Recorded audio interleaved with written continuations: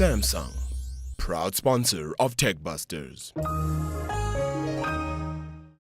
What do you get when you mix sunlight with eager young minds and innovative individuals? Well, it's a 5,000-kilometer race across the country. It's called the Sasol Solar Challenge, and it puts top engineering teams against each other to build the best solar-powered vehicle, which they then race against each other. And I absolutely love this concept. The University of Johannesburg are no strangers to this event, and they're gearing up for this year's leg, and they've got a hot car ready for this year, and they let Toby into their workshop, not into their car, because, no, I'm not going to say anything, but they let Toby get a sneak peek at their solar offering. Check this out.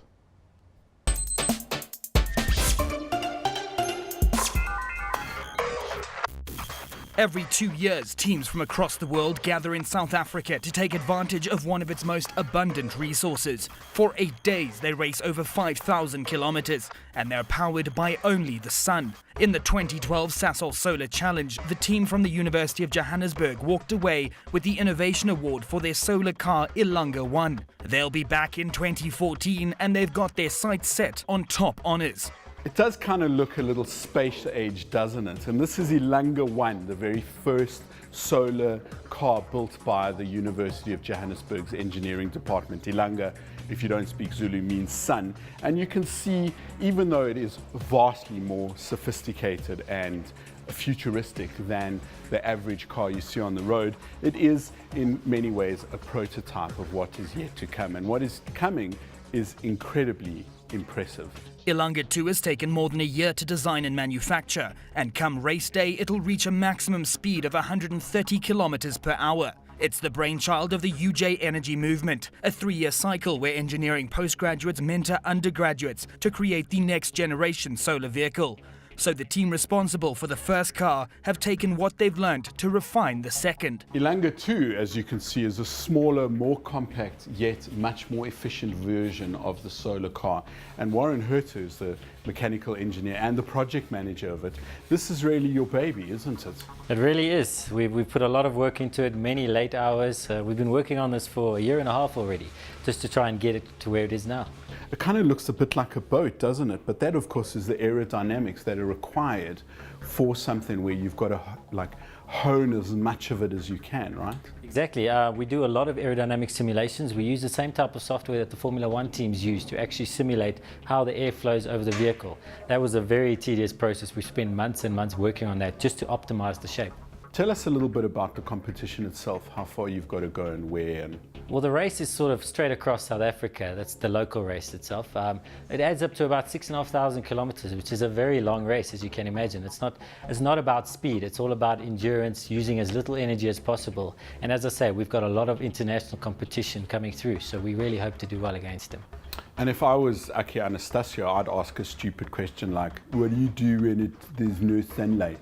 Well, we know when there's not going to be sunlight. We have our own weather station. We have our own race model. We can plan for everything. We plan 3 days ahead before we do anything. So we have a battery pack. We can work out how fast we can go on a cloudy day.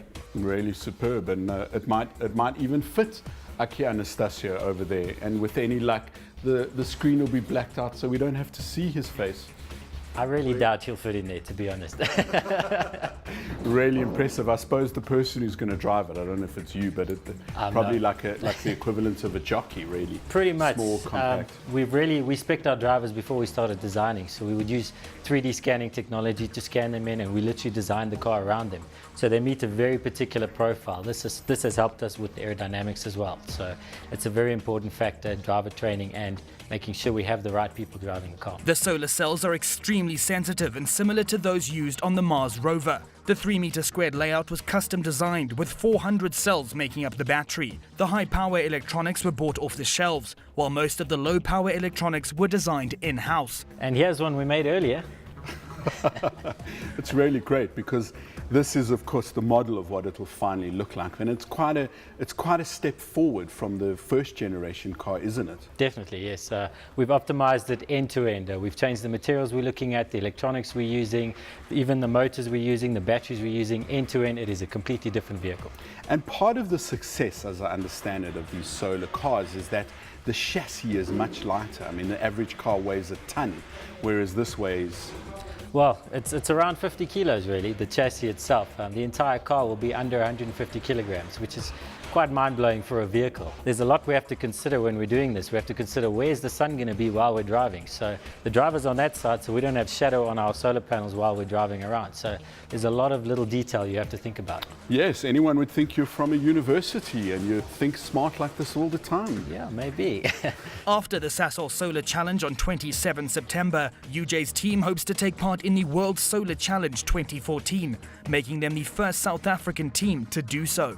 So there you have it, South Africa's entry into the solar race across South Africa, and we're expecting big things of Ilanga too. We will follow the race as it happens. I think it's really fascinating, and this is the kind of cutting-edge, innovative engineering and science that you will start to see in production cars 5 or 10 years down the road. So it doesn't look like much now, but this, in many ways, is the future of how we will be traveling.